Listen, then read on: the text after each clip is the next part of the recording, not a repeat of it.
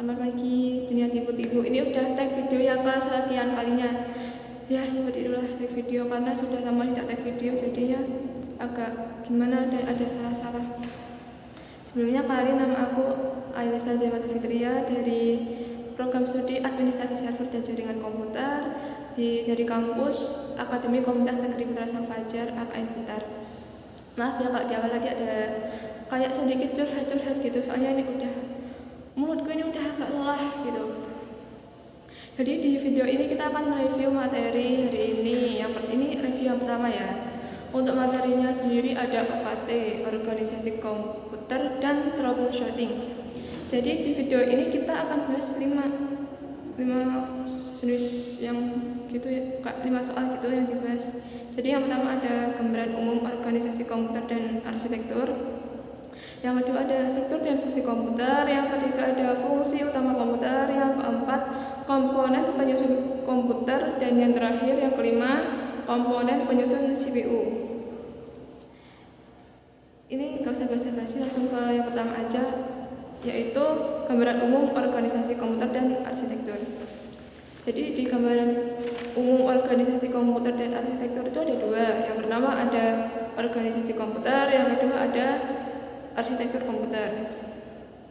Untuk organisasi komputer sendiri yaitu unit operasional komputer beserta keterkaitannya antar penyusun, yaitu ada hardware, sinyal kontrol, interface, dan memori. Yang kedua ada arsitektur komputer, yaitu atribut dari komputer yang bisa dilihat langsung dari sudut pandang dan memiliki dampak langsung pada eksekusi logis kuat pada programmer. Contohnya ada set instruksi, jumlah bit, mekanisme input dan output, dan pengamatan memori.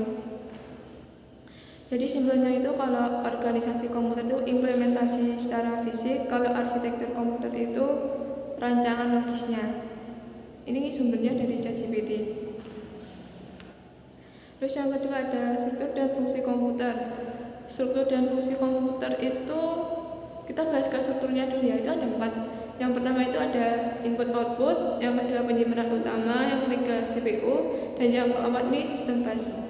Jadi struktur komputer itu sendiri itu membentuk kayak lingkaran-lingkaran. Kalau secara mungkin kalian tuh pernah lihatnya itu, pernah nggak sih kak di matematika itu yang materi himpunan yang lingkaran-lingkaran gitu. Nah itu mereka tuh kurang lebih kayak seperti itu. Jadi yang di tengah itu ada sistem busnya, terus ada input output, penyimpanan utama, dan CPU.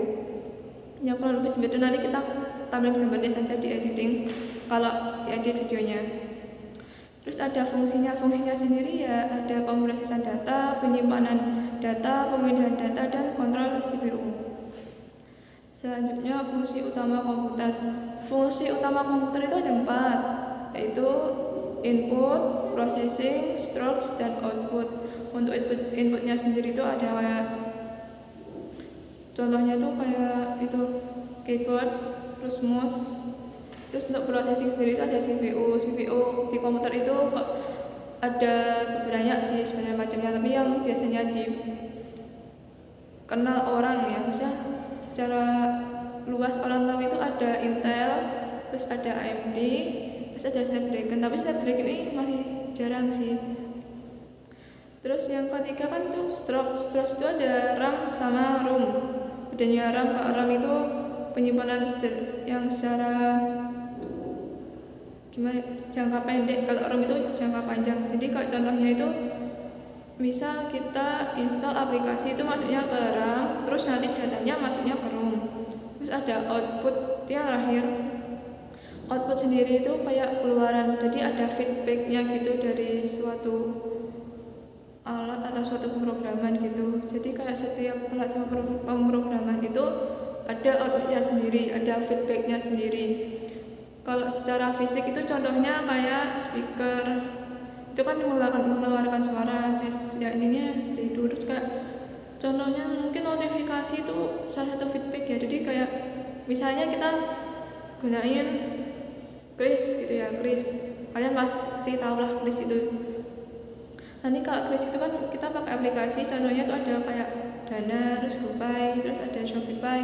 ya pokoknya gitu lah. Tadi kan di scan gitu, terus itu kayak ada di scan gini, terus kayak lihat dana sukses ditransfer berapa, ini contohnya kayak feedback kurang lebih itu seperti itu.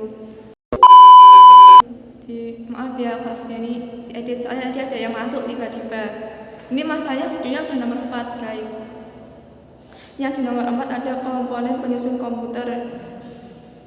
Jadi komponen penyusun komputer itu kalau saya nyarinya itu ada 3. Jadi ada hardware, software, sama firmware. Hardware sendiri itu perangkat keras, kalau software itu perangkat lunak, kalau firmware itu pengguna. Ya contohnya hardware itu ya kayak keyboard, mouse, monitor, terus kayak CPU itu perangkat keras, terus ada software itu perangkat lunaknya ada Windows, terus Linux, terus dari Apple itu lupa namanya, maaf ya. Terus firmware itu penggunanya sendiri, kayak programmernya sendiri, seperti itu, kurang lebih seperti itulah. Terus yang kelima ada komponen penyusun CPU. Jadi penyusun CPU sendiri ada, yang pertama ada register, yaitu penyimpanan internal. Yang kedua ada ALU, arithmetic, logic, dan unit, itu kayak jumlah core. Jadi kayak contohnya kayak di Intel ya, yang paling mudah dibaca itu Intel, karena kayak Intel Core 3, terus 4 core 8 threads, kurang lebih seperti itu.